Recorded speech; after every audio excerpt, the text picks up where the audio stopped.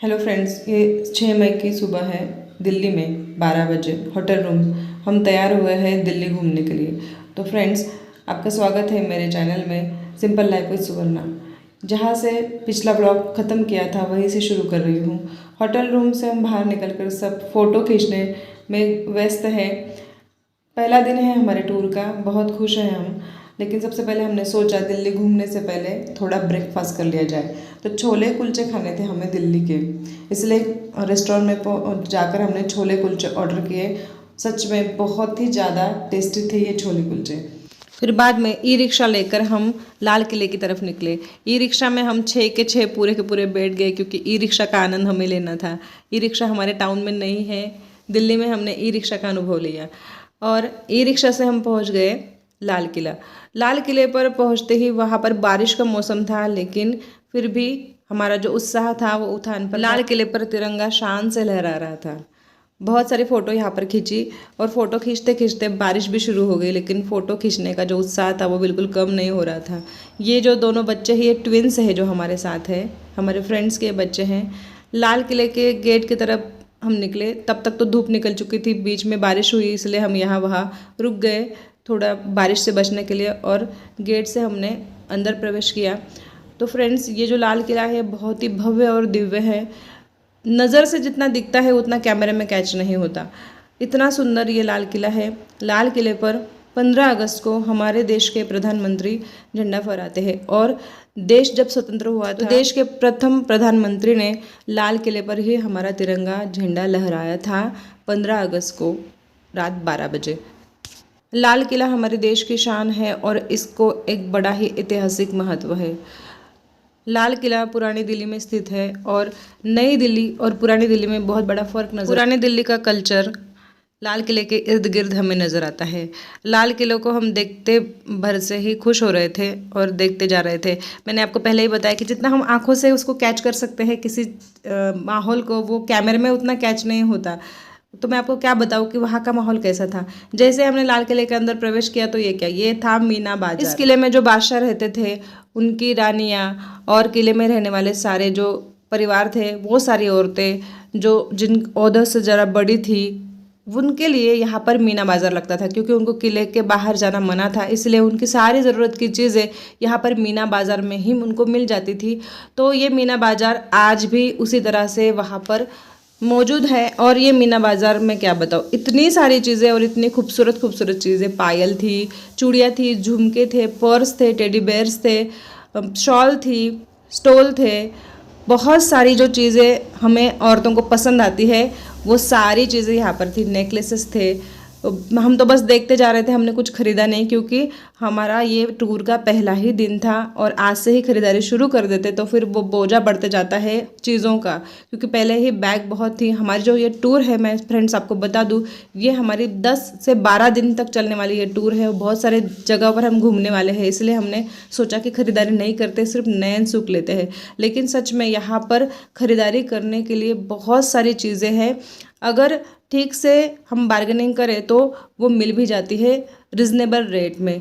बहुत सारे अच्छे अच्छे झुमके जो भी ट्रेंडी है, ट्रेंडी जो चूड़ियाँ है, स्टॉल है, वो सब कुछ यहाँ पर हमें मिल जाता है। ये किसी को हमें गिफ्ट देने हैं, वो चीज़ें भी यहाँ पर मिल जाती है बहुत ही रिजनेबल रेट में, अगर बार्गेनिंग हमने अच्छे से की तो।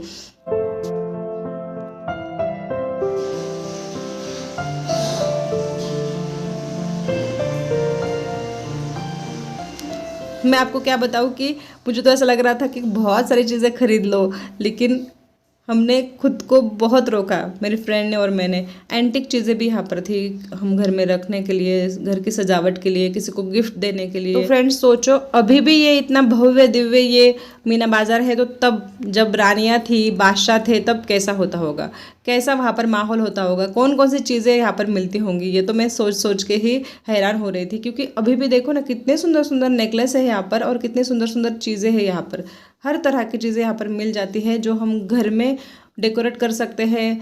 औरतों के पसंद की चीज़ें, बहुत सारी चीज़ें यहाँ पर थी। भाई ये चूड़ियाँ चूड़ियाँ देखकर तो सच में मज़ा आ गया, इतनी सारी रंग बिरंगी चूड़ियाँ थी।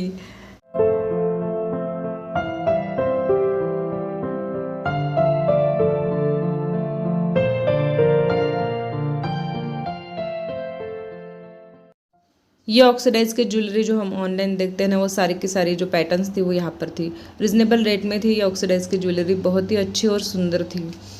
जो हम ऑनलाइन देखते हैं ना चीज़ें, वो सारी की सारी मुझे यहाँ पर नज़र आ रही थी।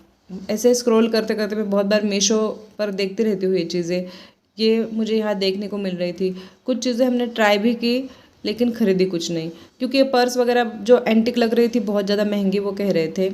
और वो मेटल से बनी हुई पर्स भी थी, कुछ लेदर से बनी हुई थी, लेकिन मेटल की जो पर्स थी वो एंटिक लग रही थी। ये नेकलेस मैंने ट्राई किया, सिर्फ 100 रुपये का था ये, लेकिन नहीं खरीदा, छोड़ दिया इसको। मीना बाज़ार देखने में बहुत सारा समय जा रहा था, इसलिए हम आगे बढ़े और अंदर किले के अंदर गए। किले के अंदर ये ऐसी बहुत सारी मीनारें बनी थी और हर एक मीनार का अलग अलग नाम था।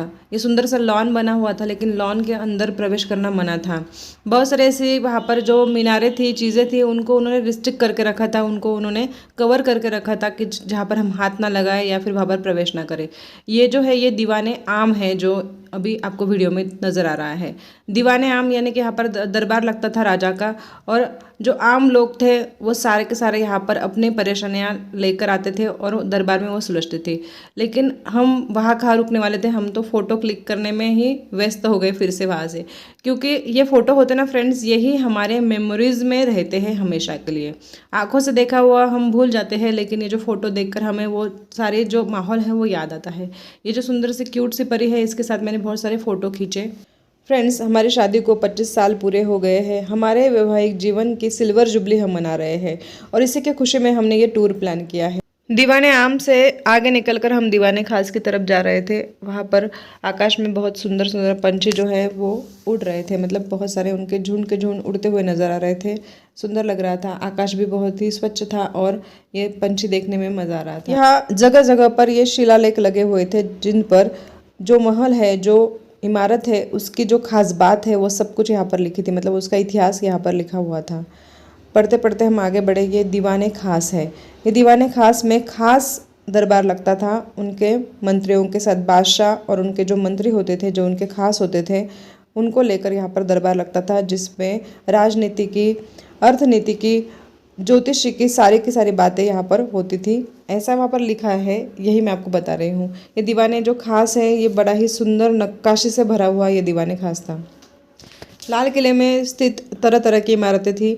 आगे म्यूज़ियम था, लेकिन म्यूज़ियम हमने देखा नहीं क्योंकि हमें आगे बढ़ना था। थोड़े ही समय में हमें पूरी दिल्ली तो नहीं देख सकते, लेकिन जितना हो सकता था उतना कवर करना था। लाल किले से निकलकर हम ई रिक्शा में जाते हुए हमने ऑटो कर ली। तीन डिवाइड हो गए, 2 ऑटो से हम पहुँचे राष्ट्रपति भवन। राष्ट्रपति भवन मतलब राष्ट्रपति का निवास स्थान। राष्ट्रपति हमारे देश के प्रथम नागरिक होते हैं। फ्रेंड्स, इंडिया गेट से राष्ट्रपति भवन तक ये कर्तव्य पाथ जाता है और 26 जनवरी को इसी कर्तव्य पाथ पर विभिन्न राज्यों से झांकियाँ निकलती है। 26 जनवरी को झांकियाँ दिखाई जाती है और हमारे जो तीनों दल है, तीनों सेनाएँ हैं, उनका भी परेड इसी कर्तव्य पाथ पर होता है। यहाँ पर राष्ट्रपति भवन के पास ही सेंट्रल विस्टा बन रहा है, न्यू पार्लियामेंट हाउस। पुराना भी यही है और नया भी यही बन रहा है। तो लेकिन राष्ट्रपति भवन के पास जाना मना था, इसलिए वही बगीचे में बैठकर हमने थोड़ा हमारा समय बिताया। वहाँ पर भेल पकौड़ी मिल रही थी, वो हमने खाई और हमारा समय हम वहाँ पर बिता रहे थे, क्योंकि बहुत बड़ा ही अच्छा लग रहा था वहाँ का माहौल। वहाँ पर बैठने के लिए जगह थी, बहुत घने ऐसे पेड़ थे। तो थोड़ी देर बाद हमने सोचा कि चलो वॉशरूम जाकर आते हैं। तो देखो वॉशरूम भी कितना सुंदर बना है। यहाँ पर पब्लिक वॉशरूम है ये, लेकिन बहुत ही अच्छा और सुंदर बना था। ये सारा जो परिसर है यहाँ का, ये बड़ा ही देखने लायक था राष्ट्रपति भवन का। तो फ्रेंड्स, राष्ट्रपति भवन से हम अंडरपास होके, मतलब पैदल अंडरपास एक रास्ता है, वहाँ से पैदल हम निकले इंडिया गेट की तरफ। अंडरपास का रास्ता शायद 2.5-3 किलोमीटर का होगा, लेकिन अंडरपास में अलग अलग ऐतिहासिक चीज़ें लिखी हुई थी दीवारों पर और चित्र भी बने हुए थे। तो वो देखते देखते वो रास्ता कब निकल गया पता नहीं। और अंडरपास से निकलकर भी इंडिया गेट तक जाने का बहुत लंबा रास्ता था, जो लॉन से होकर बगीचे से होकर जा रहा था। और वहाँ पर हमें एक क्यूट सा टेडी बेयर घूमता हुआ नजर आया, बड़ा मजा आया। और फ्रेंड्स, यहाँ पर एक तालाब बना था और इसमें एक अजीब बात ऐसी थी कि यहाँ पर बहुत सारे बंदर थे, जो बंदर उस तालाब में नहा रहे थे, छोटे बच्चे की तरह। मतलब बार बार उसमें वो डुबकी लगा रहे थे, फिर से ऊपर आ रहे थे, पेड़ पर चढ़ रहे थे और पेड़ से फिर से नीचे गिरकर वो नहाने का आनंद ले रहे थे। ये देखने में बड़ा मज़ा आ रहा था। मतलब ये इतना लंबा रास्ता था इंडिया गेट तक जाने का, लेकिन फिर भी पता ही नहीं चला इन बंदरों की वजह से। और यहाँ पर बैठने के लिए अच्छी जगह थी, फ़ोटो बहुत सारे क्लिक कर रहे थे हम। और यहाँ पर भले धूप थी, लेकिन ये जो घने पेड़ लगे हैं, उन पेड़ों के नीचे बैठकर बड़ा अच्छा लग रहा था। मतलब पैदल चलकर भी कुछ ऐसा लग नहीं रहा था कि हम थक चुके हैं। यहाँ पर ये पुतला है, लेकिन ये पुतला नहीं, ये इंसान है। ये पुतले की तरह खड़ा है। बहुत देर तक हम उसके पास खड़े रहे, लेकिन बिल्कुल भी नहीं हिला। और पीछे से उसको बहुत सारे बच्चे आकर चींटी काट कर जा रहे थे, फिर भी वो नहीं हिल रहा था। मतलब देखो कितना डेडिकेशन है उसका काम के प्रति। देखो बच्चे आकर उसको चींटी काट के जा रहे हैं। मैंने बच्चों को मना भी किया, लेकिन कोई मान नहीं रहता मेरी बात। बस उसने आगे एक डिब्बा रखा था, सिल्वर कलर का ही डिब्बा था, जिसमें पैसे हमें जितने चाहिए हम डाल सकते हैं। डाल रहे थे लोग जितने उनको लग रहा था वैसे। ये इंडिया गेट की तरफ हम जब नज़दीक पहुँचे तो ये इंडिया गेट ऐसा नज़र आ रहा था, बहुत ही अच्छा और सुंदर ये इंडिया गेट।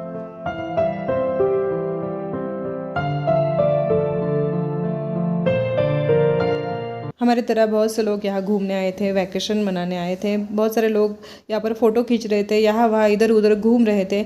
और ठीक इंडिया गेट के पीछे था national war memorial.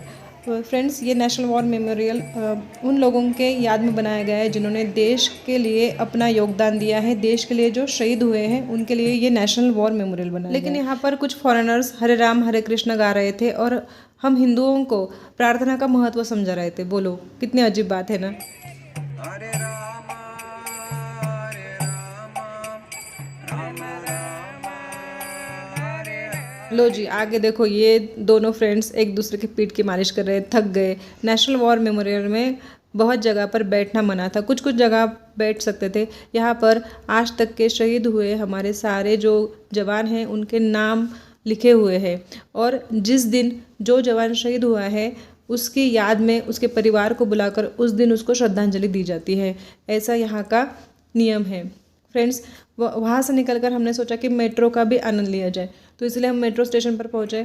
Metro station पर बहुत अच्छी अच्छी ये पेंटिंग्स लगी हुई थी, बहुत ही एंटिक मुझे लग रही थी। मेट्रो का टिकट बहुत ही कम था, तो सोचा चलो फिल्मों में देखते हैं हम, तो वैसे हम मेट्रो का मज़ा लेते हैं। मेट्रो आई, दरवाज़ा खुला, बड़ा ही अच्छा लग रहा था। वो फिल्मों में नहीं होता, हीरोइन्स अच्छे से मेट्रो में बैठे हैं सीट पर, अच्छे से सीट पर बैठेंगे ऐसा हमें लगा। लेकिन सब बंटाधार, इतनी भीड़ थी मेट्रो में, क्योंकि ये रश टाइम था शाम का, ऑफिस जब छूटता है तब का टाइम था। इतनी रश थी, हमें बहुत हंसी आ रही थी कि देखो हमने क्या सोचा था, लेकिन ठीक है फिर भी मेट्रो का आनंद तो हमने लिया। नीचे उतरकर हमें यही हंसी आ रही थी कि हमने क्या सोचा था कि फिल्मों की तरह हम वहाँ पर शूटिंग करेंगे, अच्छे से फ़ोटो क्लिक करेंगे और स्टेटस लगाएंगे, लेकिन ऐसा कुछ भी नहीं हुआ, क्योंकि इतनी भीड़ थी कि बैठने के लिए जगह नहीं थी। और मेट्रो चली गई और मेट्रो में जो टिकट मिलता है उसको स्कैन करके हमें एग्ज़िट होना होता है।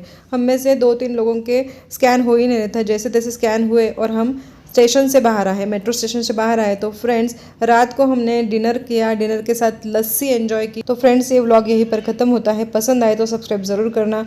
मिलती हूँ मैं आपको अगले व्लॉग में, क्योंकि अगला व्लॉग है शिमला पहुँचने वाले हैं हम। तो मिलते हैं, राम राम जी।